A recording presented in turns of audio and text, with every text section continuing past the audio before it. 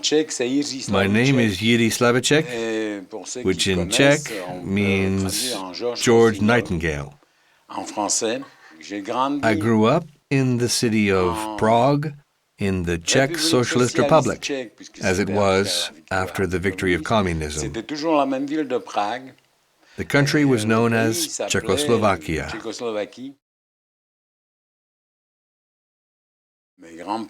When my grandparents, since I was staying with them in their country farm, wanted to talk about family issues or others, they spoke in German in order to prevent me from repeating their words at school and avoid consequences such as going to prison or splitting up the family. From childhood, we learned doublespeak because before the age of 10, we were forced to learn the story of a Soviet kid who had reported his own parents, and we had to hold him up as an example. Pavka Morozov was the poor little pioneer who did that. From early childhood, we learnt this new way of talking.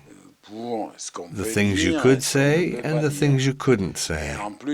Today it seems ridiculous and laughable, but you couldn't call anyone Sir, Mrs., or my good fellow, and had to use comrade instead. The language was even modified, and you had to address everyone informally because we were all marching towards a bright future. We would repeat well-known phrases and speak carefully like politicians. There were codes. When someone on the radio called a man Mr. or my good fellow, we knew that he was in trouble, although it had been a common way of addressing people until 1948, when the communists took power.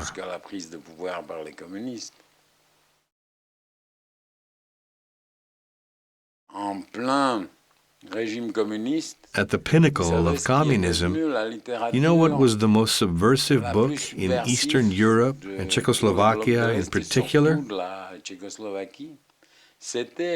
It was Mrs. Retegova's cookbook.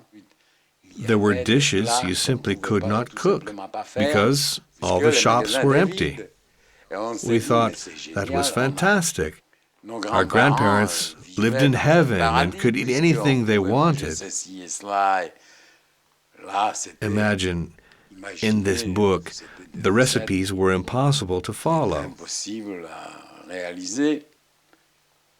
And there were tips such as, don't eat wild game more than twice a week, because it might cause indigestion. Now, this was amazing advice, given that at that time, it was so difficult to find meat, any kind of meat.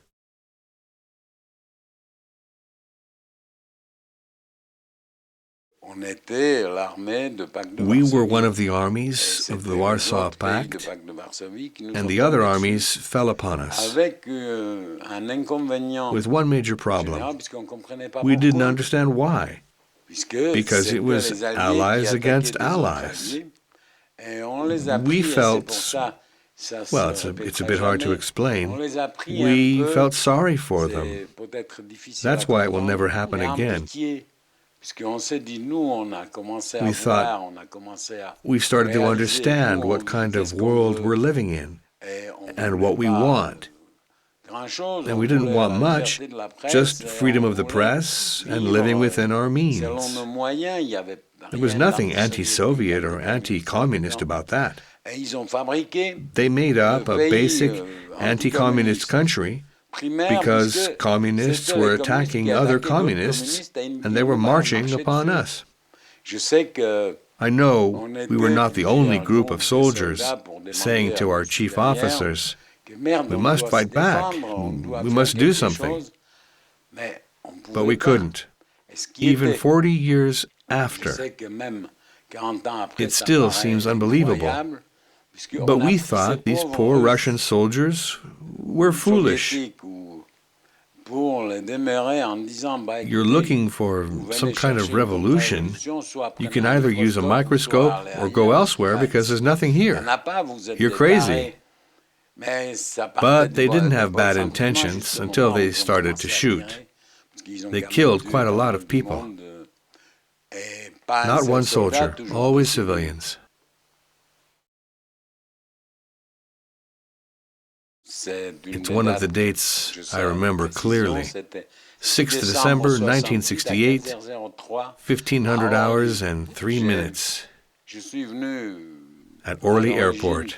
Initially I came for 3 months, but I stayed a bit longer, 40 years.